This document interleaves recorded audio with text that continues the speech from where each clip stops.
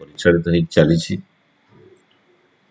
भुवनेश्वर सत्संग विहार प्रति मासरे पाखापाखि 50,000 रु अधिक पैसा डिपोजिट हो मंदिर परिचालन काम लगुच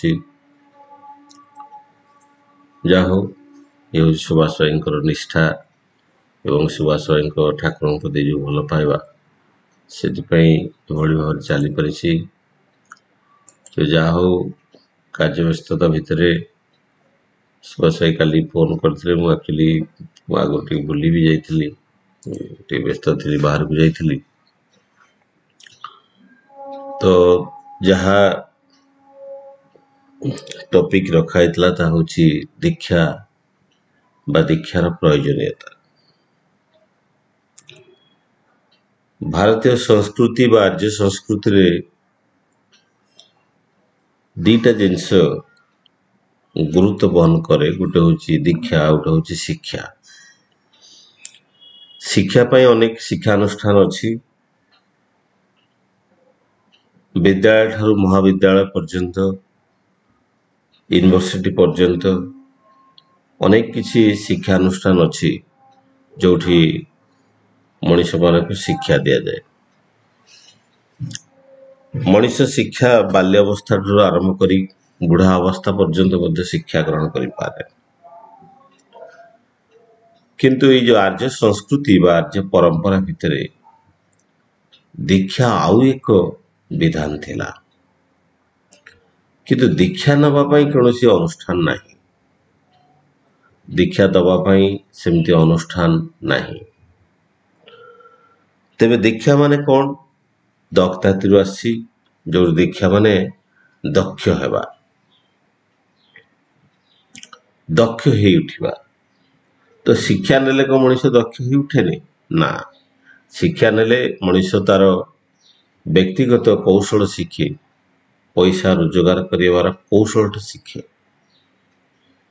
निज जीवन को अतिवाहित कर कौशलटा शिखे पंथाटा शिखे किए इंजीनियरिंग पढ़े किए डाक्तरी पढ़े किए अकाउंटेंसी पढ़े किए बीडी निये शिक्षकता करने ये कौशलता मनुष्य शिखे ता जीवनटा को सुंदर भाव में लिभेवाई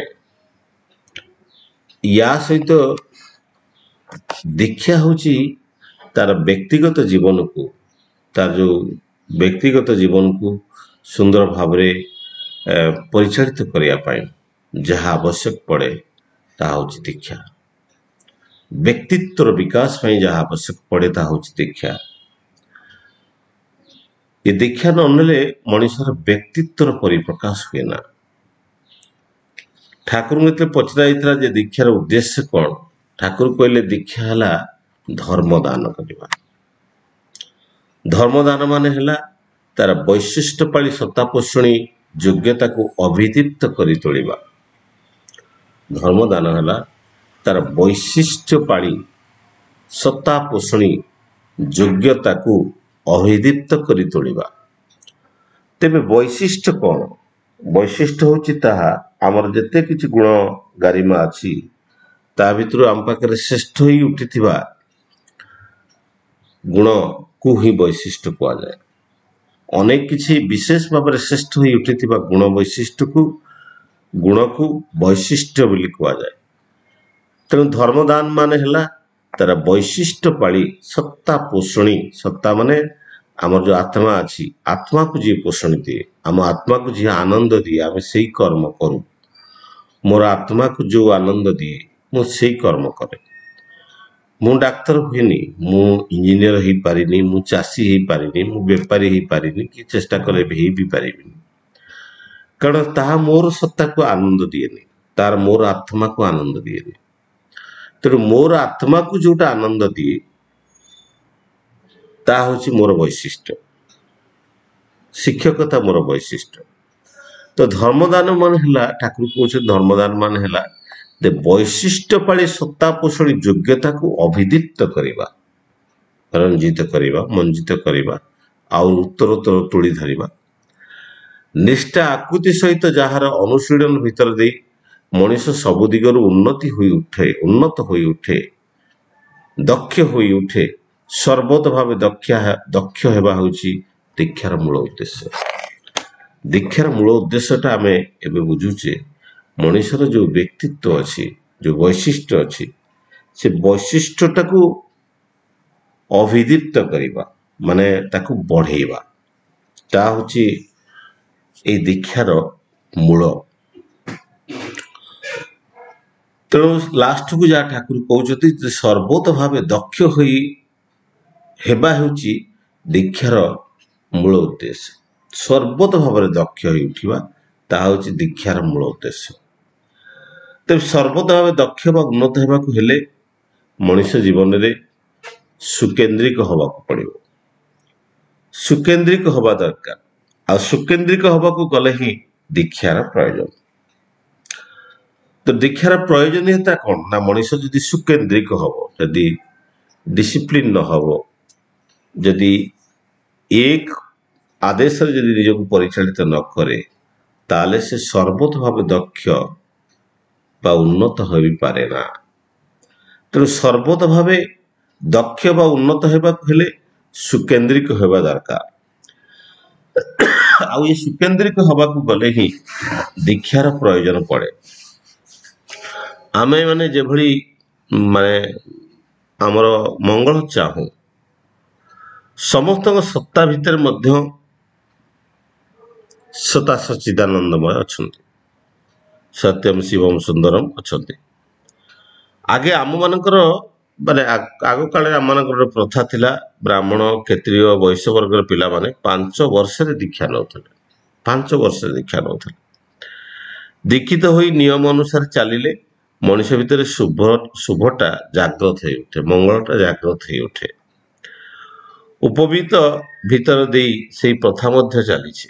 ତେଣୁ ଏଇ ଯେଉଁ ଦୀକ୍ଷା ନେବା କଥା, ଯେ ଆଗରୁ ପରମ୍ପରା ଥିଲା ଯେ 5 ବର୍ଷରେ ଦୀକ୍ଷା ନେବା କଥା, ଦୀକ୍ଷା ନେଲେ ମଣିଷ ଦକ୍ଷ ହୁଏ ଏବଂ ତା ଭିତରେ ଦେଇକି ମଙ୍ଗଳଟା ବା ଶୁଭଟା ଜାଗ୍ରତ ହେଇ ଉଠେ।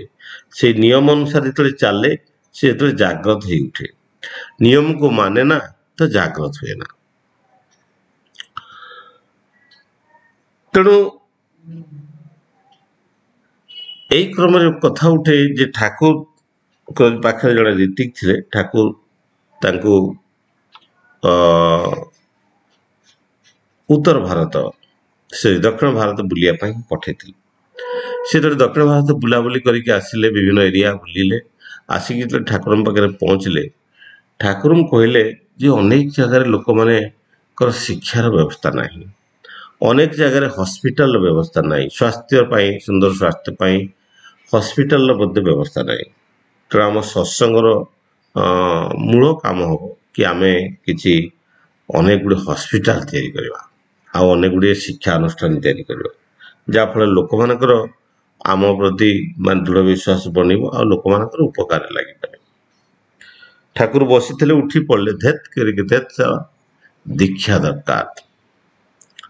ଠାକୁର କହିଲେ ଦୀକ୍ଷା ଦରକାର, ତାର କାରଣ ହେଉଛି ଦୀକ୍ଷା ମଣିଷକୁ ଦକ୍ଷ କରେ। ଆଜି ଦେଖନ୍ତୁ ସରକାର ଆସିଛନ୍ତି, ସରକାର ଯେତେବେଳେ ଭାରତ ସ୍ୱାଧୀନତା ହେଲା, ସ୍ୱାଧୀନ ଭାରତରେ ଅନେକ ସ୍କୁଲ କଲେଜ, ଇଂରେଜମାନେ ବି ଅନେକ ସ୍କୁଲ ପ୍ରତିଷ୍ଠା କରିଥିଲେ, ଅନେକ ହସ୍ପିଟାଲ ଇଂରେଜମାନେ ମଧ୍ୟ ପ୍ରତିଷ୍ଠା କରିଥିଲେ ତାଙ୍କ ସମୟରେ।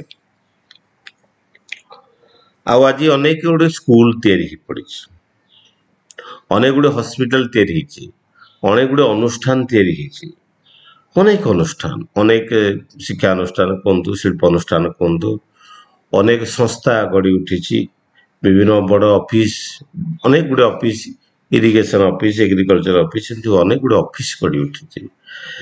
କିନ୍ତୁ ବାସ୍ତବିକତାକୁ ଯଦି ଦେଖାଯାଏ, ସେ ଅଫିସ ଶିକ୍ଷାନୁଷ୍ଠାନ ଠିକ ଭାବରେ ଚାଲୁଛି କି? ସରକାରଙ୍କର ସେଇ ଶିକ୍ଷାନୁଷ୍ଠାନ, ସରକାରଙ୍କର ସେଇ ହସ୍ପିଟାଲ, ସରକାରଙ୍କର ସେଇ ବିଭିନ୍ନ ଅନୁଷ୍ଠାନ ଠିକ ଭାବରେ ଚାଲେ କି? ଚାଲେନି। ଶିଳ୍ପ ସଂସ୍ଥା ତ ସରକାର ସବୁ ବନ୍ଦ କରିଦେଲେଣି, ଆଉ ହସ୍ପିଟାଲ ତ ଚାଲିଛି, କିନ୍ତୁ ତା ସେବା ଅପେକ୍ଷା ପ୍ରାଇଭେଟ ହସ୍ପିଟାଲରେ ସେବା ବହୁତ ଉଚ୍ଚ କୋଟିର ଥାଏ। ଆଉ ଅନେକ ଶିକ୍ଷାନୁଷ୍ଠାନ ଚାଲିଛି, ବୋଧେ ଆଉ କିଛି ଦିନ ପରେ ଏ ଗଭର୍ଣ୍ଣମେଣ୍ଟ ସ୍କୁଲ ଗୁଡ଼ାକ ଧୀରେ ଧୀରେ ସିଙ୍କରୋନାଇଜ ହେଇଯିବ, କମିଯିବ। ଏଇଠି ମୋର ପାଖରେ ଗୋଟେ ସ୍କୁଲ ଅଛି, 2-3 କିଲୋମିଟର ଦୂରରେ।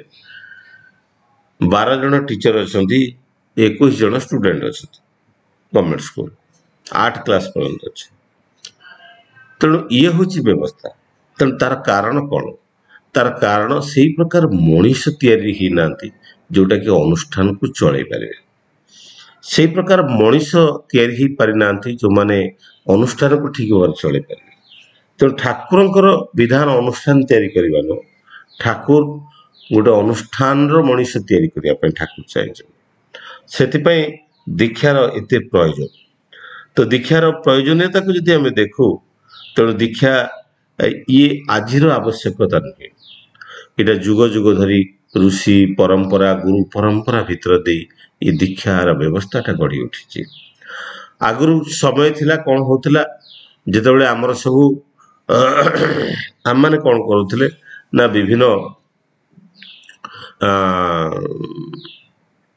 गुरु सहित आम आटाच्ड होते तो आमर जो गोत्र अच्छी यहाँ 108 गोत्र अच्छी ये 108 ऋषि से 56 थे ऋषि तेणु ये जो ऋषि माने थे 56 ऋषि थे तो ये जो अनुसार गोत्र दिखाई तामान जहाँ बड़खोका को ठाकुर कहते बड़दा को कहते बड़खोका son by birth and son by culture से कुष्ठीजात संतान एवं जन्मगत संतान तेणु से ऋषि जो परंपरा थिला तेणु से गोत्र या तेणु ऋषि परंपरा माने सपोज आम सांडिल्य गोत्र कि भरद्वाज गोत्र ठाकुर भी सांडिल्य गोत्र थिला तो सांडिल्य गोत्र कि भरद्वाज गोत्र ये सब विभिन्न प्रकार जो गोत्र अच्छी ये गोत्र माने कौन ता माने आमे से ऋषि परंपरा समगोत्र विवाह करने को निषेध करा जाए ता आमर ज्ञान न था कि आम जानूना आम कह कौन असुविधा अच्छी किसी तो होनी समगोत्र माने धर भरद्वाज गोत्रंकर गोत्र जो माने तांकर पीढ़ी बाय पीढ़ी जो पूर्व परंपरा जो पूर्व वंशज माने से माने भरद्वाज ऋषिंकर कथा मानिकी चलुले सी गुरु थे तेणु से माने जिते ऋषि मुनिकर आश्रम थिला आश्रम को लोक माने निजर पारिवारिक समस्या नहीं कि जाउथले निजर व्यक्तिगत समस्या नहीं कि जाउथले गुरु सहित प्रति मास प्रति संक्रांति से उत्सव होता से माने जाउथले जेमती आमे एबे कहूछु सत्संग करूछु सेमती आश्रम को जाउथले सेठी जाईकी गुरु को निजर विभिन्न प्रकार व्यक्तिगत जीवन शारीरिक माने जो रोग वैराग जहाँ किसी होता तार परामर्श नौते एवं तदमाफिक रोते एवं गुरुंकर तांकर संतान सतती माने 5 वर्ष बयस दीक्षा ग्रहण करते कि से दीक्षाटा ब्राह्मण क्षत्रिय और वैश्य मान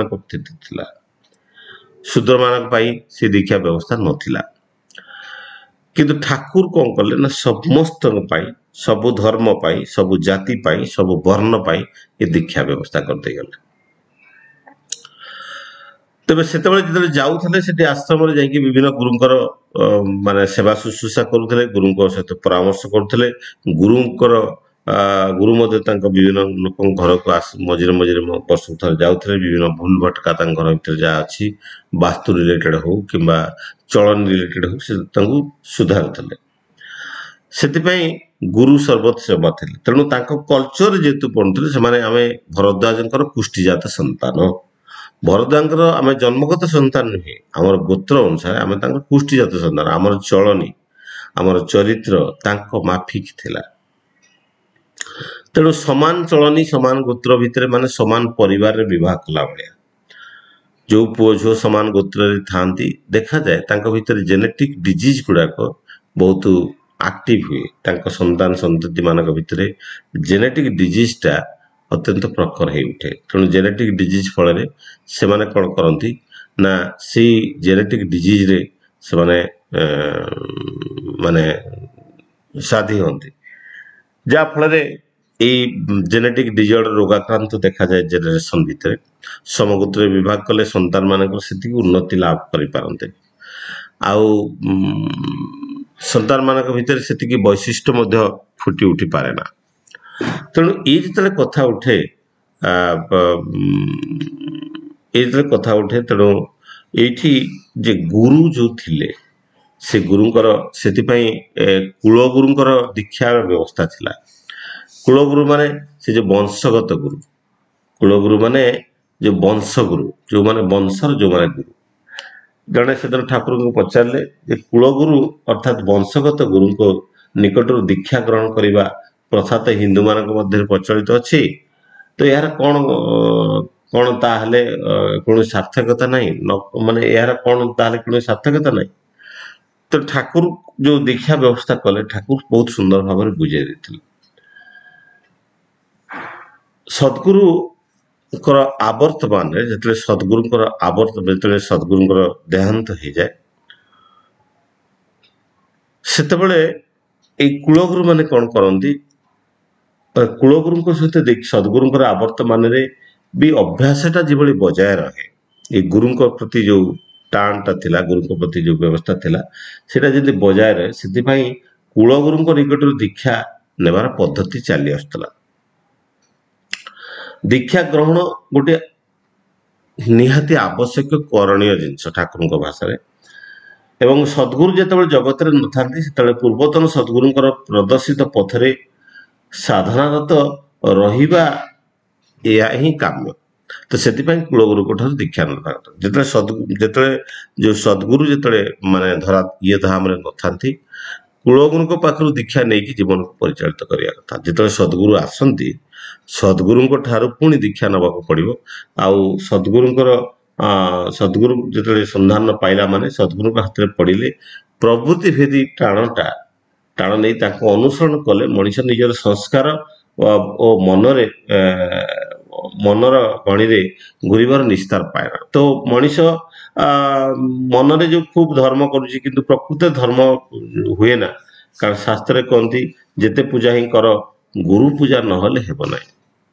तेणु गुरुंकर पूजा नहले हेबन। तेणु गुरु को जो सद्गुरु आसती से कुलगुरु कौन करती ना सी आ दीक्षा दियंती, सद्गुरु से दीक्षा दियंती, सद्गुरु को चरण को समस्ते चली जाते पुणी सद्गुरुंकर आवर्तमान पुणी कुलगुरु माने व्यवस्था है उठे।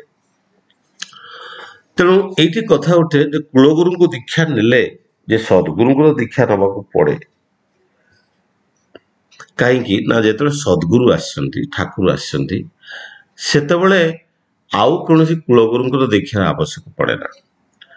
तेरे कथा उठे माने ठाकुर जो बाणी ठाकुर कहते गुरुर पूजा नहले किंतु को देवतार हुए ना पूजा, सबु देवतांकर सिद्ध आसन गुरु ही किंतु सेमानंकर ध्वजा, गुरु ही सेमानंकर ध्वजा। तेरे कथा उठे जे आज आपण माने डीपी वर्क जाऊ अनेक कथा उठुची मु ये गुरु को पाखर दीक्षा नहीं से जो पतंजलि जोग देछि कि नले इस्कन भक्त मु कि नले विभिन्न प्रकार कथा कहती मु ये जो श्रीराधा भक्त एमती विभिन्न प्रकार कथा उठे। सेतबेले ठाकुर ठाकुर कहते जे माने जिते गुरु आसती से ही केम विथ भास्ट एनर्जी तांको पाखरे बहुत शक्ति थाए, तांकर जो स्पिरिचुअल पावरटा बहुत अधिक थाए। तेणु ठाकुर भाषा रे दी प्रकार गुरु था, गोटे होती इष्ट गुरु आ गोटे होती सिद्ध गुरु। मन माने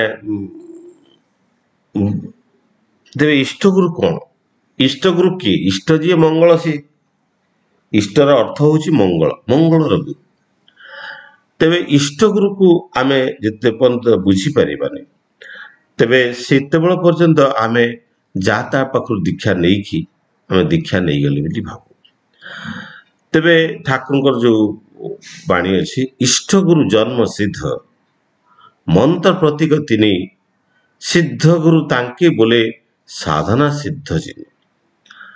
सिद्ध गुरु होउछन्ति साधना रे जे सिद्धि लाभ करछन्ति से माने होउछन्ति सिद्ध गुरु। इवेन साई बाबा कोंतु से होउछन्ति सिद्ध गुरु, से साधना रे सिद्धि लाभ करछन्ति। प्रजापिता ब्रह्मा कुमार जो शिव बाबा होंतु से भी साधना रे सिद्धि लाभ करछन्ति। कि नले आपणकर इस्कन जे प्रतिष्ठाता माने से जे जांको आमे तांको गुरु बोली प्रभुपाद से मध्य सिद्ध गुरु। ଏମାନେ ସବୁ ସାଧନା କରିକି ସିଦ୍ଧ ସଦ୍ଗୁରୁ କୁହନ୍ତୁ କି ରବିଶଙ୍କର କୁହନ୍ତୁ କି ନହେଲେ ରାମଦେବ ବାବା କୁହନ୍ତୁ, ଏମାନେ ଯେମିତି ସବୁ ଯେତେ ଗୁରୁ ଅଛନ୍ତି ଆମେ ଦେଖୁଛେ, ଏମାନେ ସବୁ ଜଣେ ଜଣେ ସିଦ୍ଧ ଗୁରୁ। ଏମାନେ ସାଧନା କରିଛନ୍ତି, ସାଇବାବା ବି ସାଧନା କରିକି ସିଦ୍ଧତା ଲାଭ କରିକି ସେ ସିଦ୍ଧ ଗୁରୁ ହେଇଛନ୍ତି। ଏବଂ ଶିବ ବାବା ଯିଏକି ପାତାଞ୍ଜଳି ଯେଉଁ ପ୍ରଜାପିତା ବ୍ରହ୍ମକୁମାରୀର ଯିଏ ଅଛନ୍ତି, ସିଏ ବି ହେଉଛନ୍ତି ସିଦ୍ଧ ଗୁରୁ। ସିଏ ବି ମାନେ ସୁନା ବେପାରୀ ଥିଲେ, ସେଥିରୁ ସେ ଗୁରୁ ସିଦ୍ଧ ଗୁରୁ ହେଇଛନ୍ତି। ପ୍ରଭୁପାଦ ଯିଏକି ଇସ୍କନର ପ୍ରତିଷ୍ଠାତା, ସିଏ ବି ଆଗରୁ ମାନେ ଚାକିରି କରୁଥିଲେ, ସିଏ ବି ସିଦ୍ଧ ଗୁରୁ ହେଇଛନ୍ତି। ତେଣୁ ସାଧନା କଲା ପରେ ମଣିଷ ତାପରେ ସିଦ୍ଧି ଲାଭ କରେ। ତ ଯେତେବେଳେ ସିଦ୍ଧି ଲାଭ କରେ ସେ ସିଦ୍ଧ ଗୁରୁ ହେଇଯାଏ। ତେବେ ସିଦ୍ଧ ଗୁରୁ ତାଙ୍କେ ବୋଲେ ସାଧନା ସିଦ୍ଧ ଜିନେ, କିନ୍ତୁ ଇଷ୍ଟଗୁରୁ ଜନ୍ମ ସିଦ୍ଧ। ସେ ଜନ୍ମରୁ ସିଦ୍ଧି ହେଇକି ଲାଭ କରୁଛନ୍ତି, ସେ ପରମ ପିତାଙ୍କର ପ୍ରେରିତ ପୁରୁଷ। ଆଉ ଇଷ୍ଟଗୁରୁ ଠାକୁର କୌଣସି ପ୍ରକାର ସାଧନା କରିନାହାନ୍ତି, ଠାକୁର କୌଣସି ବହି ପଢି ନାହାନ୍ତି, କି ସତ୍ୟାନୁଷ୍ଠାନ ଲେଖିବା ପୂର୍ବରୁ 8-10ଟା ବହି ପଢିକି ଲେଖିଛନ୍ତି ତାର ବି ନୁହେଁ। କି ଯେତେ ବାଣୀ କହିଛନ୍ତି କେବେ ସେ ବାଣୀ ଗୁଡାକୁ ଆନାଲାଇଜ କରିକି ଦେଇନାହାନ୍ତି, ଚିନ୍ତା କରିକି ଦେଇନାହାନ୍ତି। ତାଙ୍କ ଶ୍ରୀମୁଖରୁ ଯାହା ବାହାରିଛି ତାହା ହିଁ ବାଣୀ। ଏବଂ ଠାକୁର ହଉଛନ୍ତି ଜନ୍ମସିଦ୍ଧ। ମନ୍ତ୍ର ପ୍ରତୀକ ତିନି, ସେ ମନ୍ତ୍ରର ପ୍ରତୀକ, ସେ ମନ୍ତ୍ରର ସିମ୍ବଲ। ସେଥିପାଇଁ ଠାକୁର କହୁଛନ୍ତି ନାମ ଆଉ ନାମୀ ହଉଛନ୍ତି ଅଭେଦ୍ୟ। ନାମ ଆଉ ନାମୀ ହଉଛି ଅଭେଦ୍ୟ। ତେଣୁ ଏ ଯୋଉ ଇଷ୍ଟଗୁରୁ ଯୁଗ ପୁରୁଷୋତ୍ତମ ଶ୍ରୀ ଶ୍ରୀ ଠାକୁର ଆସିଛନ୍ତି, ସେ ହେଉଛନ୍ତି ଇଷ୍ଟଗୁରୁ, ସେ ସିଦ୍ଧଗୁରୁ ନୁହନ୍ତି। ତେଣୁ ଆପଣମାନେ ଯଦି ଡିପି ୱାର୍କରେ ଯାଉଛନ୍ତି, ଯଦି ବୁଝିଲା ବେଳେ ଏଇଟା ଆପଣଙ୍କୁ ବହୁତ କାମରେ ଲାଗିପାରେ। ତେଣୁ ଇଷ୍ଟଗୁରୁ କିଏ ଆଉ ସିଦ୍ଧଗୁରୁ କିଏ? ଇଷ୍ଟଗୁରୁ ହେଉଛନ୍ତି ଜନ୍ମସିଦ୍ଧ। ଠାକୁର କୌଣସି ପ୍ରକାର ସିଦ୍ଧି ଲାଭ କରିବା ପାଇଁ କୌଣସି ମେଡିଟେସନ କି ପ୍ରାର୍ଥନା କି ଯାଇକି ହିମାଳୟରେ ତପସ୍ୟା କରିକି ଆସିନାହାନ୍ତି, ତାଙ୍କର ଜନ୍ମସିଦ୍ଧ। ଆଉ ସେ ମନ୍ତ୍ର ପ୍ରତୀକ, ସେ ମନ୍ତ୍ର ନେଇକି ଆସିଛନ୍ତି, ମାତୃଗର୍ଭରେ ମନ୍ତ୍ର ଜାପ କରୁଥିଲେ ମନମୋହିନୀ ଦେବୀଙ୍କ ଗର୍ଭରେ। ତେବେ ଏଇ ଯୋଉ ଆଜି ତ ପୁଣି ପ୍ରଶ୍ନ ଉଠିପାରେ ଯେ ଆଜି ତ ଠାକୁର ନାହାନ୍ତି, ଆମେ କାହିଁକି ତାଙ୍କୁ କଣ କରିବୁ? ଆବର୍ତ୍ତମାନରେ କଣ କରାଯିବ? ଆବର୍ତ୍ତମାନରେ ଏଇ ଯୋଉ କୁଳଗୁରୁ ପରମ୍ପରା ଥିଲା, ଠାକୁର ସେଇ କୁଳଗୁରୁ ପରମ୍ପରା ରଖିନାହାନ୍ତି। ଠାକୁର ତାଙ୍କର ରେତ ଶରୀର ଭିତରେ ଆଚାର୍ଯ୍ୟ ପରମ୍ପରା ସୃଷ୍ଟି କରିଦେଇ ଯାଇଛନ୍ତି। ତ ସେଥିପାଇଁ ଇଷ୍ଟଗୁରୁ ପୁରୁଷୋତ୍ତମ ପ୍ରତୀକ ଗୁରୁ ବଂଶଧର। ବଂଶଧର ମାନେ ହଉଛନ୍ତି ପ୍ରତୀକ ଗୁରୁ, ସିମ୍ବଲ, ଗୁରୁର ପ୍ରତୀକ, ଗୁରୁର ସିମ୍ବଲ। ରେତ ଶରୀରେ ସୁପ୍ତ ରହି ଜୀବନ୍ତ ସେ ନିରନ୍ତର। ସେ ରେତ ଶରୀରେ ସୁପ୍ତ ରହିକି ସେ ଜୀବନ୍ତ ହେଇକି ଅଛନ୍ତି, ନିରନ୍ତର ଜୀବନ୍ତ ହେଇକି ଅଛନ୍ତି। ତେଣୁ ସିଏ ହଉଛନ୍ତି ଠାକୁର। ତେବେ ଇଷ୍ଟ ଯିଏ ଆଉ ଗୁରୁ ସିଏ। ଇଷ୍ଟ ଗୁରୁ ମାନେ ଇଷ୍ଟ ଗୁରୁ, ଇଷ୍ଟ ଯିଏ ଗୁରୁ ସିଏ। ତେଣୁ ଇଷ୍ଟ ଆଜି ଗୁରୁ ରୂପରେ ଆସିଛନ୍ତି, ବତେଇ ଦେବା ପାଇଛନ୍ତି।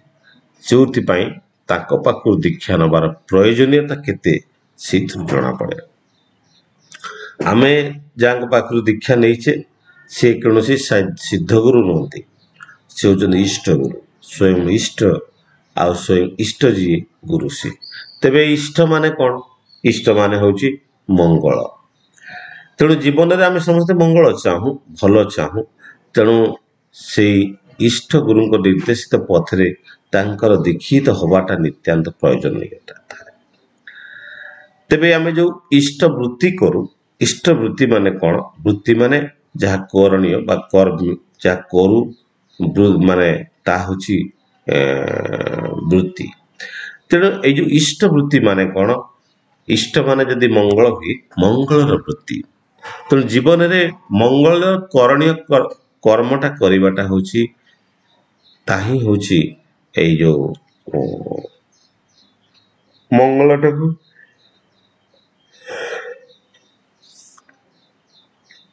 ମଙ୍ଗଳକୁ ଜୀବନରେ ଗ୍ରହଣ କରିବା। ମଙ୍ଗଳଟାକୁ ଯଦି ଆମେ ଜୀବନରେ ଗ୍ରହଣ କରିବା, ମଙ୍ଗଳର କର୍ମ କରିବା, ସେଥିପାଇଁ ଇଷ୍ଟବୃତ୍ତିର ବିଧାନ। ତେବେ କଥା ହଉଥାଏ, ଯଦି ଆମେ ସାଇଣ୍ଟିଫିକାଲି ଦେଖୁ ଏ ଦୀକ୍ଷାର ଆବଶ୍ୟକତାଟା କଣ? এই যে যজন যা ইষ্টবৃত্তি ସୁସ୍ଥ ସଦାଚାର ଠାକୁର ଦେଇଛନ୍ତି ଏଇ ଯେ ପଞ୍ଚ ସ୍ରୋତ ତାରି ଭିତରେ ମଣିଷର ଅନେକ କିଛି ମଙ୍ଗଳ ଥାଏ। ତେବେ ଇଷ୍ଟ ବୃତ୍ତି ଯେମିତି ଏକ ମଙ୍ଗଳର ବୃତ୍ତି, ମଙ୍ଗଳକୁ ଜୀବନରେ ପାଥେୟ କରିବା ଏବଂ ମଙ୍ଗଳ ଉଦ୍ଦେଶ୍ୟରେ କିଛି ଦାନ କରିବା, କିଛି କର୍ମ କରିବା, ସେଇଟା ହେଉଛି ଇଷ୍ଟ ବୃତ୍ତି। ତେବେ ଏଇ ମଙ୍ଗଳଟା କ'ଣ ନା ଆମେ ସବୁବେଳେ ନେବା ପାଇଁ ଭଲ ପାଉ। ଆମେ ସବୁବେଳେ ଅନ୍ୟ ପାଖରୁ କୌଣସି ପ୍ରକାର ସାହାଯ୍ୟ ହଉ, କୌଣସି ପ୍ରକାର ପଇସା ହଉ, କୌଣସି ପ୍ରକାର ଭଲ ଜିନିଷ ହଉ, ଉପହାର ହଉ, ଆମେ ସବୁବେଳେ ନେବା ପାଇଁ ଚେଷ୍ଟା କରୁ। ନେଲେ ଆମ ଭିତରେ ଆନନ୍ଦ ଲାଗେ, ଆମେ କିଛି ପାଇଲେ ଆମେ ଆନନ୍ଦ ପାଉ। ଆମେ କିଛି ହରେଇବା ପାଇଁ ଚାହୁଁନା। ଯେତେବେଳେ ଆମକୁ ଦବାକୁ ପଡ଼େ ଆମକୁ ଦୁଃଖ ଲାଗେ। ଆମ ପାଖରେ ଥିବା ସବୁ ଜିନିଷଟା ଆମେ କେବେ ହରେଇବାକୁ ଚାହୁଁନା। ଆଉ ତାହା ହିଁ ହେଉଛି ଭୟର ମୂଳ କାରଣ। ଜୀବନରେ ଯେତେ ଭୟ ଆସେ, ଆମେ ଅନେକ ସମୟରେ ସମସ୍ତେ ଭୟ ପାଉ, ମନେ ମନେ ମୋତେ ଭୟ ପାଉ। କିଏ ଭାବେ ଭୟ ପାଏ କ'ଣ ପାଇଁ ନା କାଳେ ତା ଚାକିରିଟା ଚାଲିଯିବ କି। ତାମାନେ ଯୋଉ ଚାକିରି ବଳରେ ସେ ଆଜି ଭଲ ଭାବରେ ତା ଜୀବନଟାକୁ ଅତିବାହିତ କରୁଛି, କାଳେ ବସ୍ ସାଙ୍ଗରେ ଝଗଡ଼ା ହେଇଛି କି ମୋର ଷ୍ଟାଫ୍ ସହିତ କଲିଗ ସହିତ ଦିପାଦେ ଗାଳି ଦେଇଛି, ଦିପଦେ ଚାକିରିଟା ପଳେଇଯିବ କି, ଚାକିରି ଚାଲିଯିବାର ଭୟ। ମୋ ସ୍ତ୍ରୀ ମୋ ପାଖରୁ ପଳେଇଯିବ କି, ମୋର ସନ୍ତାନ ସହିତ ଦେଇ ପାଠ ପଢ଼ିବେନି କି, ଏମାନେ ମୋ ଠାରୁ ଦୂରେଇ ଯିବେ କି, ମୋର ବାପା ମା ମୋତେ ଭଲ ପାଇବେନି କି, ଏମିତି ଅନେକ ପ୍ରକାର ଭୟ ମୋ ଭିତରେ ଆସେ। ତେଣୁ ଭୟ ନିର୍ଭୟ ହବା ପାଇଁ ହେଲେ ସେ ଇଷ୍ଟ ଗୁରୁଙ୍କ ଚରଣକୁ ଆସିବାକୁ ପଡ଼ିବ। ତେବେ ଗୁରୁଙ୍କର କଥା ଯାହା ଠାକୁରଙ୍କର ବାଣୀ ଅଛି ଯେ ବିପାକ ପଥେ ହାତ ଧରି ଯିଏ ଚଲାର କାଇଦା ଶିଖାଇ ଦିଏ, ତାକୁ ହିଁ ଜାଣିବ ଗୁରୁ ବୋଲି, ଧରିଲେ ତାଙ୍କୁ ଭୟ ନଥାଏ। ତେଣୁ ତାଙ୍କୁ ଧରିଲେ ମଣିଷ ଜୀବନରେ କିଛି ଭୟ ନଥାଏ। ତେଣୁ ମଣିଷ ଜୀବନରେ ଭୟ ଦୂରୀକରଣ ପାଇଁ ଏଇ ଗୁରୁଙ୍କର ଆବଶ୍ୟକ ପଡ଼େ। ଗୁରୁଙ୍କୁ ଜୀବନରେ ଗ୍ରହଣ କରିଲେ ମଣିଷ ଜୀବନରେ ଆଉ କୌଣସି ପ୍ରକାର ଭୟ ନଥାଏ।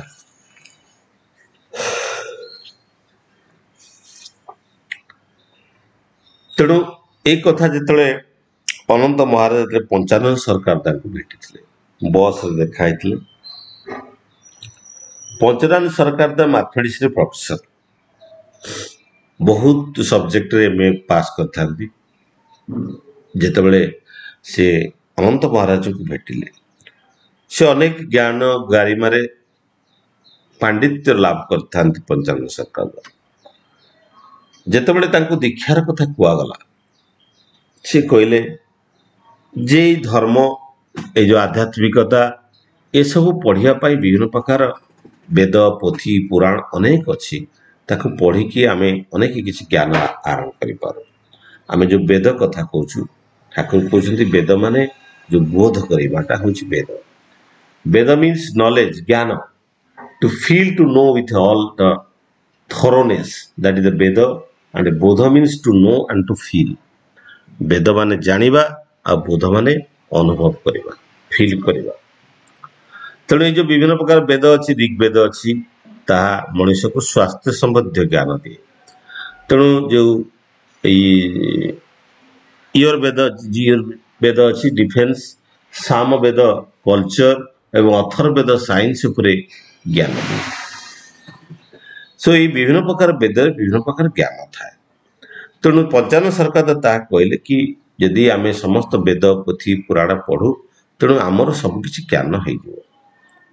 ଅନନ୍ତ ମହାରାଜ ଏ ତ ବହୁତ ଚାଲାକ ଲୋକ, ଠାକୁରଙ୍କର ପରମ ଭକ୍ତ। ତ ଅନନ୍ତ ମହାରାଜ କହିଲେ ଯେ ଆପଣଙ୍କ ଚାକିରି ବି ତ ପଳେଇବ। ଯଦି ତା ହୁଏ ତାହେଲେ ଆପଣଙ୍କ ଚାକିରି ପଳେଇବ। ତ ମ୍ୟାଥମେଟିକ୍ସର କ'ଣ ବହି ନାହିଁ? ପିଲା ପାଠ ପଢ଼ି ପାରିବେନି ତାକୁ ପଢ଼ିକି। ଆପଣଙ୍କର ଆବଶ୍ୟକତା କ'ଣ? ସେ ଯାହା କହୁଥିଲେ ଯେ ଗୁରୁଙ୍କର କ'ଣ ଆବଶ୍ୟକତା ଅଛି, ସେତେବେଳେ ଅନନ୍ତ ମହାରାଜ ତାଙ୍କୁ ବୁଝେଇଲେ ଯେ ସ୍କୁଲ କଲେଜରେ କ'ଣ ଆବଶ୍ୟକତା ଅଛି, ସବୁ ତ ବହି ଅଛି, ସବୁ ତ ପଢ଼ିକି ପିଲା ମଣିଷ ହେଇଯିବେ, ପାଠ ପଢ଼ିକି ବୁଦ୍ଧି ହେଇଯିବ, ଜ୍ଞାନ ହେଇଯିବ। ଆଉ ସ୍କୁଲ କଲେଜର ଆବଶ୍ୟକ କ'ଣ ଅଛି, ଟିଚର ମାନଙ୍କର ଆବଶ୍ୟକତା କ'ଣ ଅଛି? ପଞ୍ଚାୟତ ସରକାର ତା ବୁଝିଲେ ଯେ ଟିଚର ମାନଙ୍କର ଆବଶ୍ୟକତା ଏଇଟା ଅଛି ଯେ ସେମାନେ ପୋଥି ପୁରାଣରେ ସବୁ କିଛି ଅଛି, କିନ୍ତୁ ତାକୁ ତାଙ୍କର ଜ୍ଞାନ ଏବଂ ବୋଧ ଭିତରକୁ ଆଣିବା ପାଇଁ ତାଙ୍କୁ ପଢ଼େଇବାକୁ ପଡ଼େ, ବୁଝେଇବାକୁ ପଡ଼େ। ସେଥିପାଇଁ ଅନେକ ଶାସ୍ତ୍ର ପୁରାଣ ଅଛି। ବେଦ, ଋଗ୍ବେଦ ଯେମିତି ମାନେ ସ୍ୱାସ୍ଥ୍ୟ ପାଇଁ, ଏବଂ ଯେମିତି ଅଥର୍ବେଦ ବିଜ୍ଞାନ ପାଇଁ ଏ ସମସ୍ତ ବିଜ୍ଞାନର ଜ୍ଞାନ ଗାରିମା ଆମେ ସେଠୁ ପାଇପାରିବା। ଠିକ ଅଛି, ପାଇପାରିବା, କିନ୍ତୁ କଥା ହେଉଛି ତାକୁ ବୋଧ ଭିତରକୁ ଆଣିବାଟା ସମ୍ଭବ ନୁହେଁ। ସେଥିପାଇଁ ଗୁରୁଙ୍କର ଆବଶ୍ୟକ ପଡ଼େ। ତେଣୁ ଗୁରୁ ଜୀବନରେ ଆସିଲେ ମଣିଷ ଭିତରେ ସେ ଜ୍ଞାନ ଏବଂ ବୋଧ, ସେ ବେଦ ଏବଂ ବୋଧ ଦୁଇଟା ଜିନିଷ, ଜ୍ଞାନ ଏବଂ ବୋଧ ତା ଭିତରେ ଉଦ୍ରେକ ହୁଏ। ତେବେ ଠାକୁର ଆଉ ସେ କୁଳଗୁରୁ ପରମ୍ପରା ସୃଷ୍ଟି କରିଦେଇ ନାହାନ୍ତି, ଆଚାର୍ଯ୍ୟ ପରମ୍ପରା ସୃଷ୍ଟି କରିଛନ୍ତି ଏବଂ ଯିଏ ଆଚରଣରେ ସିଦ୍ଧ ସେ ହିଁ ଆଚାର୍ଯ୍ୟ। ଠାକୁର କହୁଥିଲେ the Barakhoka the son by birth and son by culture, ଏବଂ ସେଇ କଲଚରାଲ ହେରିଟେଜଟା, କଲଚରାଲ ଏନରିଚମେଣ୍ଟଟା ଧୀରେ ଧୀରେ ଏ ଆଚାର୍ଯ୍ୟ ପରମ୍ପରା ଭିତରେ ପ୍ରବାହମାନ ଅବସ୍ଥାରେ ଅଛି। ତେଣୁ ଆମେ ଠାକୁର ନାହାନ୍ତି, କିନ୍ତୁ ଏ ଆଚାର୍ଯ୍ୟ ପରମ୍ପରା ଭିତରେ ଆମେ ଠାକୁରଙ୍କ ପାଖରୁ ଆମେ ସମସ୍ତେ ଦୀକ୍ଷା ଗ୍ରହଣ କରିଛୁ। ତେଣୁ ଦୀକ୍ଷା ମଣିଷ ଜୀବନରେ ଏତେ ପରିମାଣରେ ଆବଶ୍ୟକ ଥାଏ, ତାହା ବୁଝିବା ମଧ୍ୟ ଆମ ପାଇଁ କଷ୍ଟସାଧ୍ୟ ହେଇ ଉଠେ। ତେଣୁ ଜୀବନରେ ଦୀକ୍ଷା ନେଲେ ଯାହା ଆମେ ଜାଣିଛୁ ଯେ ଆମ ଭିତରେ ଆମେ ଯାହା ଚଳନୀ ଚରିତ୍ର, ଆମ ଭିତରେ ଯାହା ବି ଦୁଃଖ କଷ୍ଟ ପାଉ, ଆଜି ଆମେ ଯିଏ ଯେଉଁ ଅବସ୍ଥାରେ ଅଛେ, ଆମେ ଯିଏ ଯେଉଁ କଷ୍ଟ ପାଉଛି ଜୀବନରେ, କଷ୍ଟ ବା ସୁଖ ବା ଆନନ୍ଦ ଯାହା କିଛି ବି ଆମେ ପାଉଛେ, ତାର ମୂଳ କାରଣ ହେଉଛି ଆମର ପ୍ରାରବ୍ଧ। ତାର ମୂଳ କାରଣ ହେଉଛି ପ୍ରାରବ୍ଧ। ଆମ ପ୍ରାରବ୍ଧର କର୍ମଫଳ ଅନୁସାରେ ଆମର ଜୀବନଟା ଅତିବାହିତ ହୁଏ। ଆମ ପାଖରେ ଯେଉଁ ଦୁଇଟା ସ୍ମୃତି ଥାଏ, ସେ ସ୍ମୃତି ଅନୁସାରେ ଆମେ କିଛି କିଛି କର୍ମ କରୁ। ଗୋଟେ ହେଉଛି ଆମର ଯେଉଁ ଆତ୍ମାର ସ୍ମୃତି, ଆଉ ଏ ଶରୀରର ସ୍ମୃତି। ଏ ଶରୀର ଯେଉଁ ତିଆରି ହେଇଛି, ଇଏ ବାପା ମା ଏବଂ ଅନେକ ପିଢ଼ି ଦେଇକି, ଅନେକ ଯେ ମାନେ ଆମରି ବଂଶ ପରମ୍ପରା ଦେଇକି ତାଙ୍କରି ଭିତରୁ ତିଆରି ହେଇଛି। ମୋ ଭିତରେ ଯେଉଁ ଜିନ୍ ଅଛି, ସେ ଜିନ୍ଟା ମୋ ଭିତରେ ଯେଉଁ ଜିନ୍ ଅଛି, ସେ ଜିନ୍ଟା ସେ ଯେଉଁ ମାନେ ସେଇଟା ମୋର ବାପା ମାଙ୍କ ପାଖରୁ ଆସିଛି, ସେ କ୍ରୋମୋଜୋମରୁ ଆସିଛି। ଠାକୁର କହୁଥିଲେ କ୍ରୋମୋଜୋମ ମାନେ କ୍ରମାନ୍ୱୟରେ ବୃଦ୍ଧି ପାଇବାର ସମ୍ବେଗ ଯାହା ଭିତରେ ଅଛି, ତାହା ହେଉଛି କ୍ରୋମୋଜୋମ। ଆଉ ଜିନ୍ ହେଉଛି ଏ ବୋଧ ବା ଗୁଣର କଣିକା, ହେଉଛି ଜିନ୍। ତେଣୁ ଆମ ଭିତରେ ଯେଉଁ ସେଇ ଯେଉଁ ବୋଧ ବା ଗୁଣର କଣିକା ଯେଉଁ ଅଛି, ତାହା ହେଉଛି ଜିନ୍, ଜେନେଟିକ୍ ମେଟେରିଆଲ। ତାହା ଆମର ବାପା ମାଙ୍କ ପାଖରୁ ଆସିଛି। ତେଣୁ ଏଇ ଯେଉଁ ବାପା ମାଙ୍କ ପାଖରୁ ଆସିଛି, that is the genetic material ବା ଜେନେଟିକ୍ ମେମୋରି ଆମେ କହିପାରୁ, ଜେନେଟିକ୍ ମେମୋରି। ଆଉ ଏଇ ଯେଉଁ ଆତ୍ମା ଅନେକ ଥର ଜନ୍ମ ନେଇଛି, ଅନେକ ବାର ଜନ୍ମ ନେଇଛି। କୁକୁର ମାଙ୍କଡ଼ ମଣିଷ କ'ଣ କେତେ ନ ହେଇଛି ତାର ହିସାବ ନାହିଁ। 84 ଲକ୍ଷ ଯୋନି ଦେଇକି ଆମେ ଆଜି ଜନ୍ମ ନେଇଛେ। ତେଣୁ ଏଇ ଯେଉଁ ଜନ୍ମ ଆମେ ନେଇଛେ, ୟାକୁ ଯଦି ଆମେ ଦେଖୁ, ଏ ଜନ୍ମଟା କୁ ଆମର ଯେଉଁ 84 ଲକ୍ଷ ଯୋନି ନେଇକି ଯେଉଁ ଜନ୍ମ ନେଇଛୁ, ସେ ଜନ୍ମଟାକୁ ଯଦି ଆମେ ଦେଖୁ, ଇଏ ଜନ୍ମଟା ଆମକୁ ମାନେ ଯେଉଁ ଆସିଛେ, ପୂର୍ବ ଜନ୍ମରେ କରିଥିବା ସମସ୍ତ କର୍ମଫଳକୁ ଏଇ ଜନ୍ମରେ ଆମକୁ ଭୋଗିବା ପାଇଁ ପଡ଼େ। ପୂର୍ବ ଜନ୍ମରେ କରିଥିବା ସମସ୍ତ କର୍ମଫଳକୁ ଆମେ ଏଇ ଜନ୍ମରେ ଭୋଗିବା ପାଇଁ ପଡ଼େ।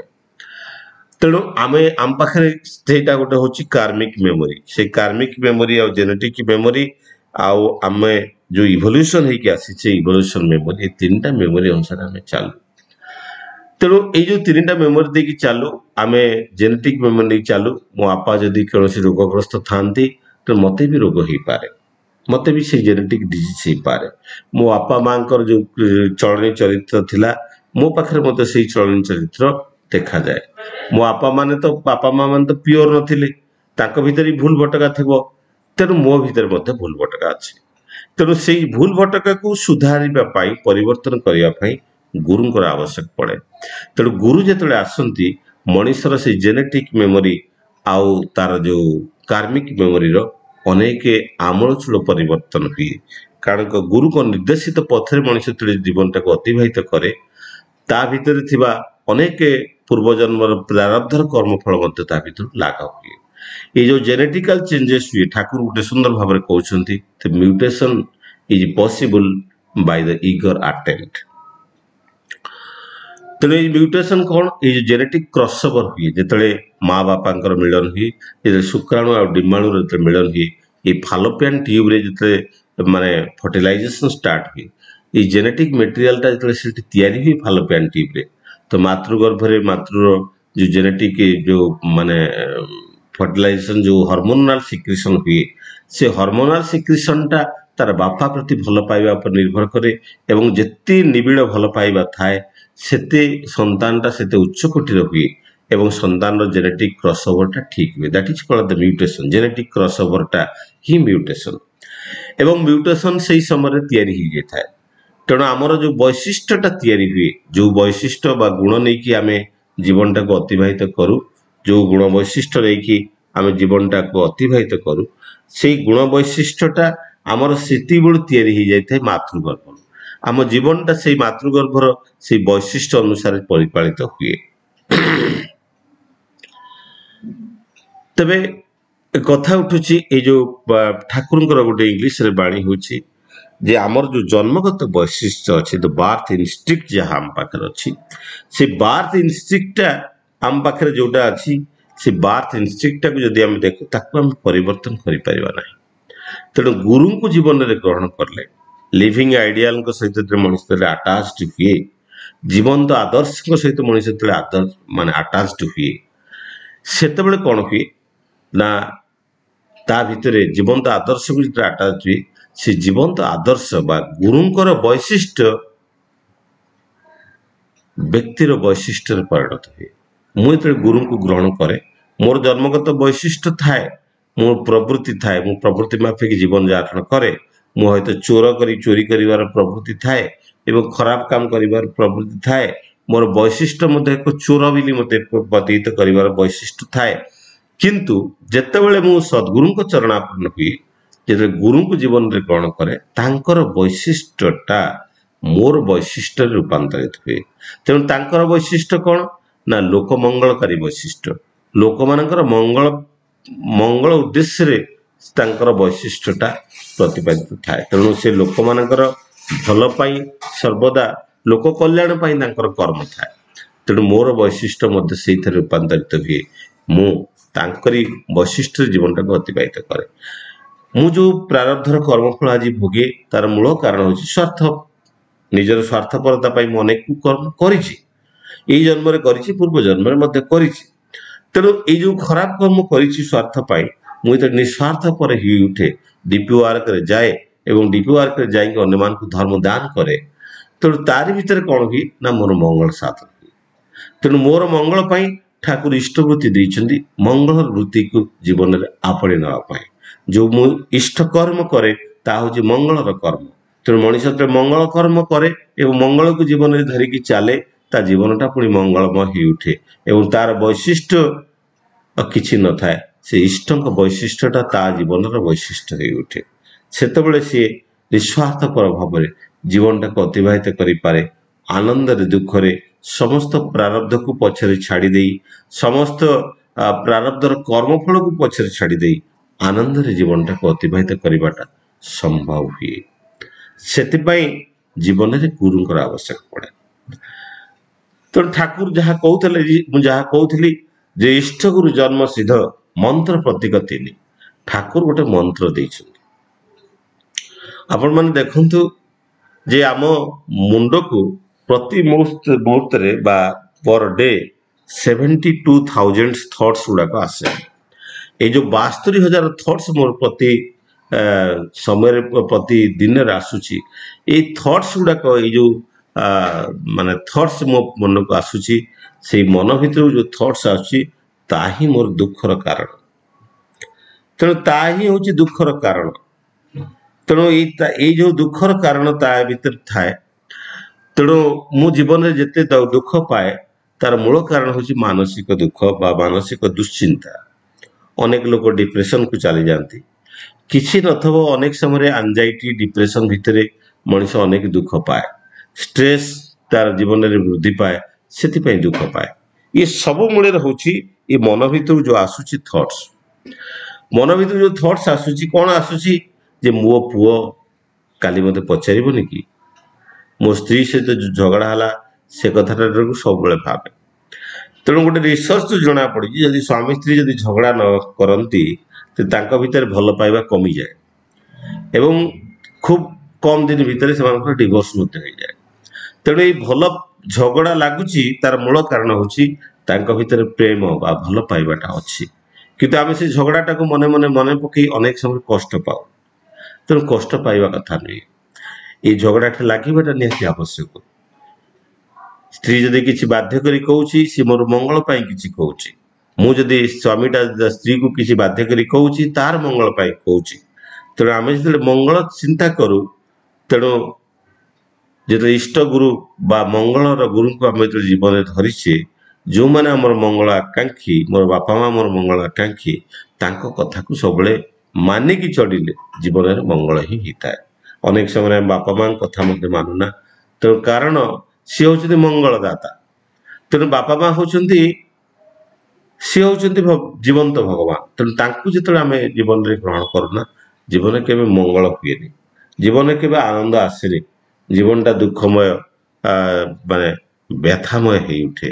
ମଣିଷ ସେଥିପାଇଁ କଥା ଉଠେ ଯେ ଆମ ଜୀବନରେ ଗୁରୁଙ୍କର ଆବଶ୍ୟକତା କେତେ ଅଛି। ଠାକୁର ଗୋଟେ ମନ୍ତ୍ର ଦେଇଛନ୍ତି, ଏ ମନ୍ତ୍ର ହେଉଛି ଏକ ସ୍ପନ୍ଦନାତ୍ମକ ପ୍ରତିଛବି।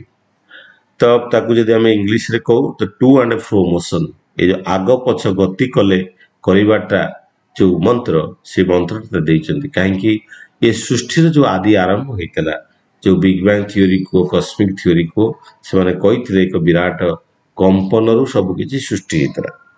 କିନ୍ତୁ ଠାକୁର ତ କହୁଥିଲେ ଏକ ବିରାଟ ଶବ୍ଦ ସୃଷ୍ଟି ହେଇଥିଲା, ଯେଉଁ ଶବ୍ଦର ଠାକୁର ମଧ୍ୟ କହୁଥିଲେ ଏ ଜିଅନ୍ତା ପୃଥିବୀଟା ହେଉଛି ଶବ୍ଦର ଘନାୟିତ ରୂପ। ତେଣୁ ଏଇ ଯେଉଁ ଶବ୍ଦ ବ୍ରହ୍ମ, ଯେଉଁ ଶବ୍ଦ ସୃଷ୍ଟି ହେଇଥିଲା, ସେଇ ଶବ୍ଦ ସୃଷ୍ଟି ହେବା ପରେ ଏ ଶବ୍ଦଟା ଯେତେବେଳେ ସୃଷ୍ଟି ହେଇଥିଲା, ସେ ଶବ୍ଦ ଯେତେବେଳେ ଗତିଶୀଳ ହେଲା, ଗୋଟେ ଶବ୍ଦ ସହିତ ଆଉ ଗୋଟେ ଶବ୍ଦର ଘର୍ଷଣ ଫଳରେ ଯେଉଁ ଶକ୍ତି ତିଆରି ହେଲା, ବିଶେଷ ପ୍ରକାର ଶକ୍ତି ତିଆରି ହେଲା, ସେଇ ଶକ୍ତିରୁ ବା ଏନର୍ଜି ତିଆରି ହେଲା, ସେଇ ଏନର୍ଜିରୁ ମ୍ୟାଟରକୁ କନଭର୍ଟ ହେଲା, that is equal to MC square ଫର୍ମୁଲାରେ। ତ ମାସ୍ ଏନର୍ଜି କନଭର୍ସନ ଫର୍ମୁଲାରେ, ଇଣ୍ଟର କନଭର୍ସନ ଫର୍ମୁଲାରେ ତିଆରି ହେଇଥିଲା, ଯାହା ଆଲବର୍ଟ ଆଇନଷ୍ଟାଇନ ଦେଇଥିଲେ। ଏବଂ ସେଇ ସମୟରେ ସେଇ ମ୍ୟାଟର ତିଆରି ହେଇଥିଲା। ତ ଯେଉଁ ମ୍ୟାଟର ତିଆରି ହେଲା, ତେଣୁ ମ୍ୟାଟର ଆଉ ଶକ୍ତି ଇଏ ସମସ୍ତ ଭିତରେ ଅଛି। ଗୋଟେ ନିର୍ଜୀବ ହଉ ସଜୀବ ହଉ, ସମସ୍ତଙ୍କ ଭିତରେ ସେ ସତ୍ତା ଅଛି, ଆଉ ସମସ୍ତଙ୍କ ଭିତରେ ସେ ଅସ୍ତିତ୍ୱ ଅଛି ବା ମ୍ୟାଟର ଅଛି। ତେବେ ଯାହା ହଉ, ଏଇ ଯୋଉ ମନ, ଏଇ ଯୋଉ ଶବ୍ଦ ସୃଷ୍ଟି ହେବା ପାଇଁ ଯୋଉ କମ୍ପନ ଆବଶ୍ୟକ ପଡ଼ିଥିଲା, ସେଇ କମ୍ପନ ତା ହିଁ ହେଉଛି ଏଇ ଶବ୍ଦ ବ୍ରହ୍ମ। ଠାକୁର ସେ ଯୋଉ ନାମ ଦେଇଛନ୍ତି, ଠାକୁର କଥା ପ୍ରସଙ୍ଗରେ ଠାକୁର କହିଲେ ନାମ ମାନେ ହିଁ ହେଲା ଆନତି। ଇଷ୍ଟଙ୍କ ଉପରେ ସେଇ ଆନତି ନେଇ ଚାଲିବା ଦରକାର। ନାମକୁ ବୀଜ ବି କୁହନ୍ତି, ବୀଜ ବୋଲି କୁହାଯାଏ। ଗୋଟେ ଲାଉ କିମ୍ବା କଖାରୁ ଗଛର ବୀଜ ଲଗେଇଦେଲେ ଯେମିତି ବିରାଟ ଗଛ ପରିଣତ ହେଇଯାଏ, ଅନେକ କଖାରୁ ଫଳେ, ଠିକ୍ ସେଇଭଳି ଯେ ଏ ନାମ ଗ୍ରହଣ କଲା ପରେ ଏ ନାମ ମଣିଷ ଭିତରେ ଅନେକ କିଛି ଭାବରେ କ୍ରିୟାଶୀଳ ହୁଏ, ଅନେକ ଭାବରେ କ୍ରିୟାଶୀଳ ହୁଏ ଏବଂ ମଣିଷ ଜୀବନରେ ସେ ଅନେକ କିଛି ତା ଜୀବନରେ ସେ ଲାଭ କରିପାରେ। ତେଣୁ ମଣିଷ ଜୀବନରେ ଅନେକ କିଛି ସେ ଲାଭ କରିପାରେ। ତେଣୁ ଏଇ ଯୋଉ ବୀଜ ମନ୍ତ୍ର ଠାକୁର ଦେଇଛନ୍ତି, ଏଇ ଯୋଉ ସ୍ପନ୍ଦନାତ୍ମକ ପ୍ରତିଛବି, ସେ ହେଉଛି ସେ ଆଦି କମ୍ପନ। ଯୋଉ କମ୍ପନରୁ ଏ ସୃଷ୍ଟି ତିଆରି ହେଇଛି, ସେଇ ଆଦି କମ୍ପନ, ସେଇ ଆଦି କମ୍ପନ ବା ସୃଷ୍ଟିର ମେରୁଦଣ୍ଡ ଯୋଉଠୁ ଆରମ୍ଭ, ସେଇ କମ୍ପନଟାକୁ ନାମ ଭାବରେ ଠାକୁର ଦେଇଛନ୍ତି। ତେଣୁ ନାମକୁ ମଣିଷ ଯେତେବେଳେ ମନନ କରେ, ତା ଭିତରେ କ'ଣ ହୁଏ ନା, ତାରି ଭିତରେ ନାମ ଓ ନାମୀ ହେଉଛନ୍ତି ଅଭେଦ୍ୟ। ତେଣୁ ଏ ନାମକୁ ମନନ କରିବା ଭିତରେ ଆମ ଭିତରେ ସେଇ କମ୍ପନଟା କମ୍ପାୟିତ ହୁଏ। ଯେତେବେଳେ ସେ କମ୍ପନଟା କମ୍ପାୟିତ ହୁଏ, ଜୀବନରେ ଆସୁଥିବା ଅନେକ କମ୍ପନକୁ ସିଏ ଧୀରେ ସେ ଉତ୍ପୀଡ଼ନ କରିକି ଫିଙ୍ଗି ଦିଏ। ତେଣୁ ଦୁଃଖ ଯାତନା ଯେତେ ଆସେ, ସେ ମଣିଷ ଜୀବନରେ ଦୂର ହବାର ସାମର୍ଥ୍ୟ ତା ପାଖରେ ଥାଏ। ତେଣୁ ଯଦି ସବୁବେଳେ ଯେଉଁମାନେ ନାମ କରନ୍ତି, ସେ ହାର୍ଡଲି କାହା କଥା ଚିନ୍ତା କରନ୍ତି, ସବୁବେଳେ ନାମମୟ ହେଇକି ରହନ୍ତି।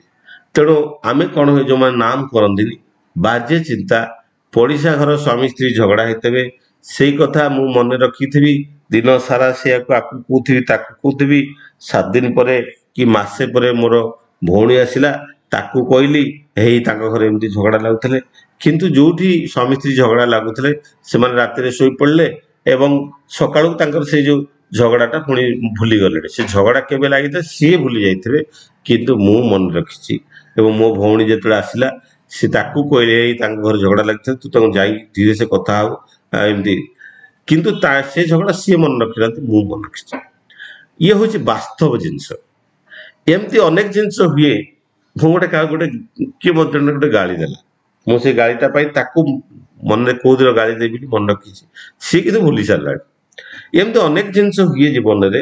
ତେଣୁ ଆମେ ଏସବୁ ଭିତରୁ ମାନେ ରକ୍ଷା ପାଇବା ପାଇଁ ଠାକୁର ନାମ ଦେଇଛନ୍ତି। ଏ ନାମ ଭିତରେ ମଣିଷର ଅନେକ ଅସୁମାରୀ ମାନେ ଲାଭ ମଧ୍ୟ ହେଇଥାଏ ଯାହାକୁ ମଣିଷ ବୁଝିବା ସମ୍ଭବ ହୁଏନି।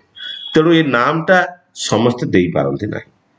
ଏଇ ଯୋଉ ସିଦ୍ଧ ଗୁରୁ ମାନେ ଅନେକ ମନ୍ତ୍ର ଦଉଛନ୍ତି କିନ୍ତୁ ସେମାନେ ମନ୍ତ୍ର ଦବାର ସକ୍ଷମତା ତାଙ୍କ ପାଖରେ ନାହିଁ।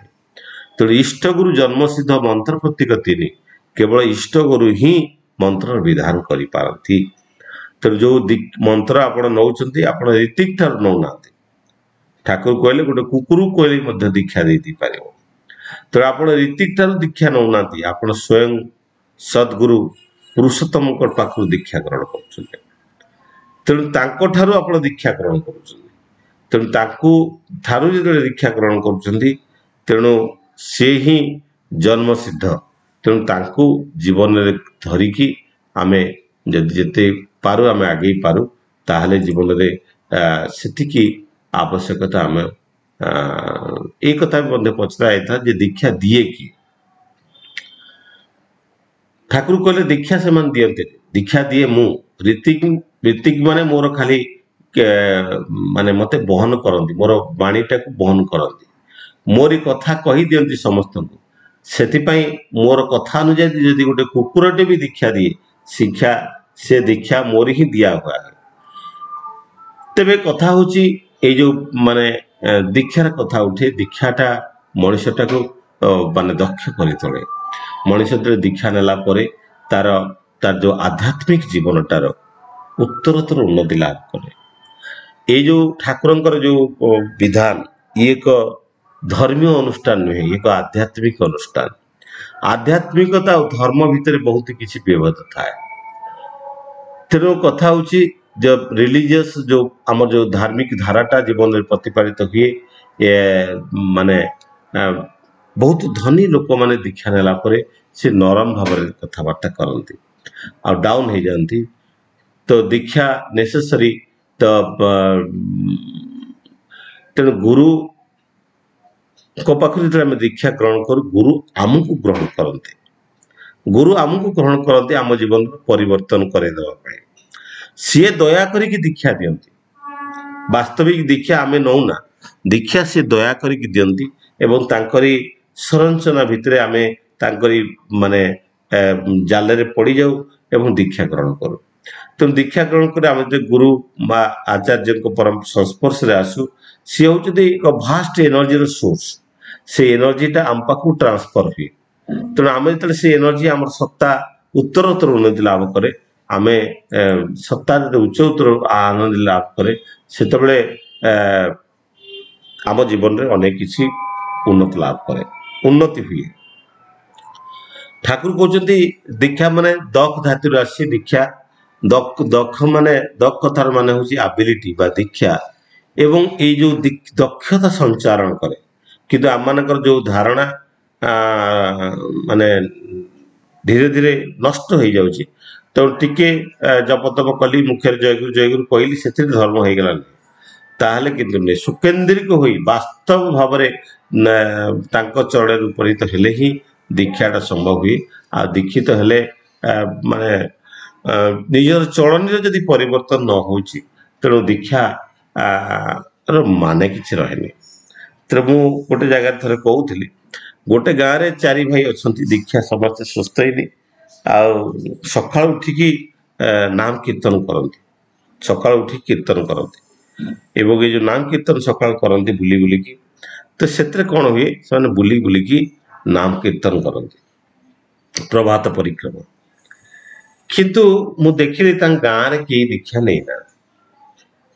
ତେଣୁ କଥା ହଉଛି ମୁଁ ଦୀକ୍ଷା ନେବା ଦ୍ୱାରା ଗୁରୁଙ୍କୁ ଯେତେବେଳେ ଜୀବନରେ ଗ୍ରହଣ କରେ ମୋର ଯଦି ଆମୂଳଚୂଳ ପରିବର୍ତ୍ତନ ନ ହୁଏ ତେଣୁ ଦୀକ୍ଷାର ଭୂମିକା କିଛି ରହୁନି। ତେଣୁ ମୋ ଭିତରେ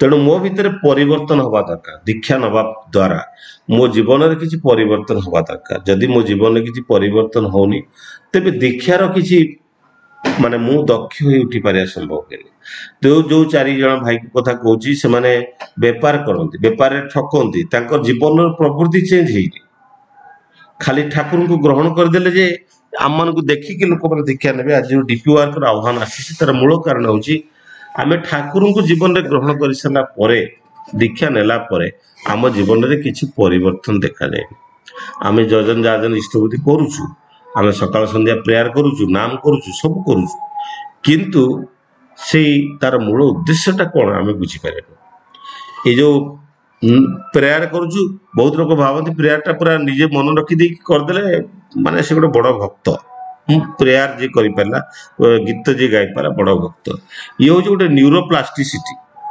न्यूरोप्लास्टिसिटी माने ये मुंड भीतर गोटे गार हो जाए जो गार उपरे से सब मन रखी से नाम सबुदिन करू करू करू करू प्रेयर करू करू मन रही जाए मु प्रेयरटा भल कर बड़ भक्त तार नुहे मो जीवन में परिवर्तन हवा दरकार तेणु मु अनेक गुरु भाई देखी से माने भल माने प्रेयर करती भल भजन करती कि परर एक्टिविटी गुड़ाक बहुत ये था तेणु जो पूरी विनायकदा कहती पूरी मंदिर जो या से किए जड़े हारमोनियम बजे सकाल संध्या प्रेयर कर आवश्यक पड़ला जड़े गुरु भाई विप्र भाईटे से आसी सकाल संध्या नाम माने माने प्रार्थना करती सकाल संध्या वर्षा खरा शीत सबुथे पूरा डिसिप्लिन ने आसती 10 वर्ष से कंटिन्यूस कला जना पड़ा से इष्टबुद्धि करते तेणु ये हूँ वास्तव आम केते भल पाऊ केते जाचु गुरुंकर कथा सेटा हूँ वास्तव जिनस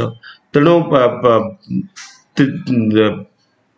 तेणु सेटा हूँ जिनस सेटा को तेणु दीक्षा हूँ ये हूँ एक मूल कार्य फंडामेंटाल ड्यूटी देशर कौन कोण जड़े हेले जेपरी अधिकित न रहे ता हूँ ठाकुर की इच्छा ये दीक्षा जिते बढ़ माने प्रॉपर्ली प्रकृष्ट हो चलो से जिते भीतर जिते सहती शक्ति और सामर्थ्य बढ़ी चलो ताहले देशर उन्नति हो पार तेणु आम जो डीपी वर्क जाऊँ तेणु डीपी वर्कर एक विराट आम देश कर्म आम लगिक रोचु तेणु आम देश को उन्नति करने दीक्षार आवश्यक अच्छे ठाकुर ता ही चाहूले तेणु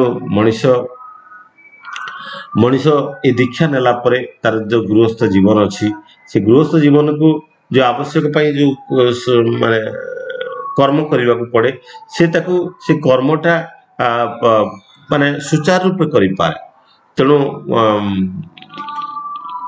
तेणु सुचारू रूप कर पारे जो दीक्षा नेले जो डिसिप्लिन हुए सकाळ माने अति जो आर्य संस्कृति परंपरा रे प्रातः स्नान थिला सकाळ उठिकी प्रेयर करवा ध्यान करवा जहाँ थिला ठाकुर तो कहले आम संसार सन्यासी चाहिए जंगल सन्यासी चाहिए तेणु ये संसार सन्यासी भितर ठाकुर आध्यात्मिकता को ये माने साधारण जीवन में लिभे देते तेणु आध्यात्मिकता और सांसारिक जीवन में आम आध्यात्मिकता को लिभे पारू ये दीक्षा ग्रहण करने भितर तेणु माने मनीष जो दीक्षा ग्रहण करा जाए सब मुझे समस्त को जिते क्या बुझेगा पड़े मुझे गोटे जिनस कहे जे दीक्षा नेले कौन हम दीक्षा नेले अर्जुन परमपिता श्रीकृष्ण को चरण आश्रित थे से कंस कर्ण ठारू से कम वीर थे से उच्चकोटर वीर हो पारे किंतु कर्ण बहुत उच्च मानर विद्या ग्रहण करते शिक्षार व्यवस्था बहुत अधिक थिला किंतु तथापि से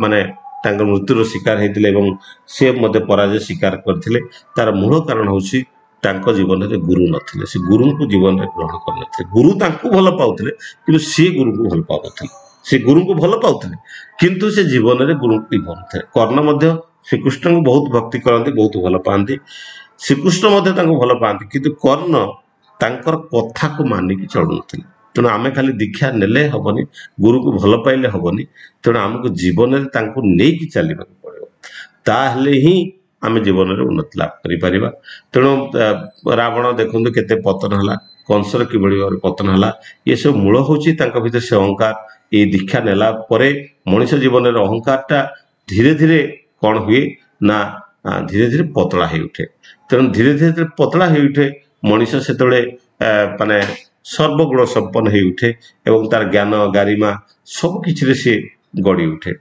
ତେଣୁ ଏଇ ଯୋଉ ଯେତେବେଳେ ସୁକେନ୍ଦ୍ରିକ ହବା ମାନେ ଆମର ଯୋଉ 5 ଟ୍ରିଲିୟନର ଯୋଉ ବଡି ସେଲ୍ସ ଅଛି ଏ ସେଲ୍ ଭିତରେ ଜେନେଟିକ ଚେଞ୍ଜେସ୍ ଆସେ।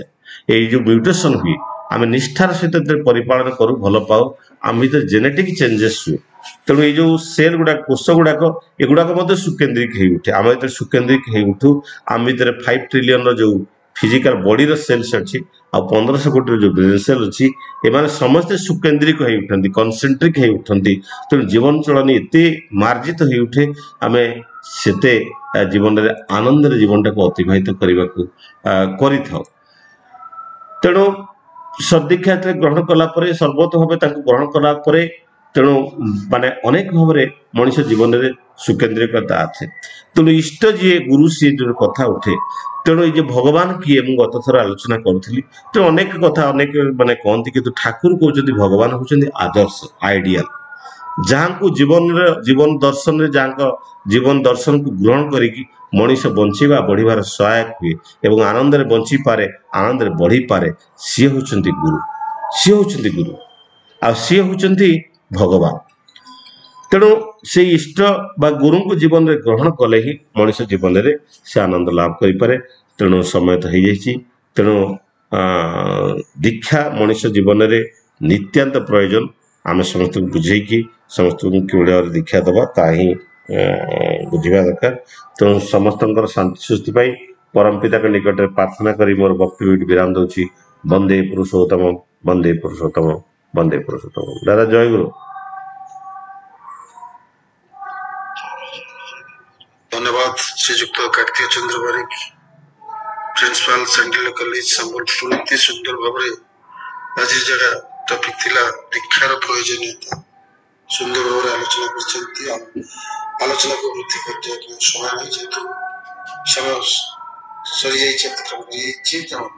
बहुत सुंदर आलोचना दीक्षा नबर आवश्यकता कौन दीक्षा कहीं जाए दीक्षा नले जीवन कौन हुए ये कथा तो आम अनेक बार अनेक तथ्य चर्चा गोटे कथा रही खाली दीक्षा मनुष्य दक्षता वृद्धि कर गोटे कथा और दीक्षा नेले ही जे दीक्षा दाता जे ईश्वर जे परमेश्वर जहाँ आम सत्य ग्रहण कर भी जाना दरकार सी किए जे सदगुरु से इष्ट सी सारा जगत विश्वर मालिक से जुग जुगे आसुगरे मत से आसुच्च सदीक्षा सदीक्षा नले मनुष्य मानि पार चढ़ी पार एमती मनीष अनेक मठ मंदिर जाऊला पूजा करूला मन इच्छा केते कौन करूला कि निज ख्याल भावे किंतु एठी सेठी नै एठी कंपलसरी एठी ऑप्शनल किछि नै एई जिंस करिया पड़िबो दीक्षार मंत्र उच्चारण करिया पड़िबो।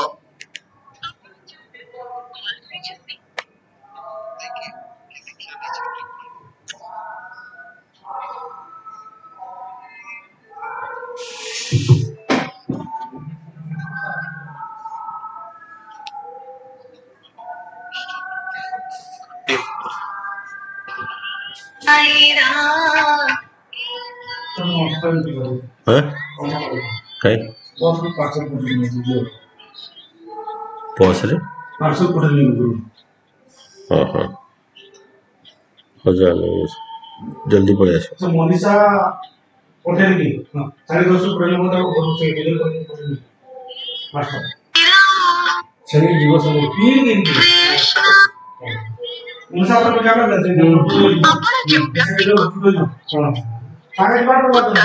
आगे जो हां सेटला जो ना का पटे दो देखिए कॉल कर रही है वह उत्तर नहीं दे रही।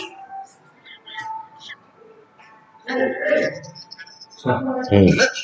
लोग आज देखा आ फलट तो डिप्लोर डिप्लोर काई हम समझते आवेदन कर कि समर्थकर पूरेटी जो नहीं थिला पूर थिला आपको पचाइए सम्यक बोर्डे तोड़ भी कहले एटी तळे रखछु दीक्षा दीक्षा पहुंचले हो दीक्षा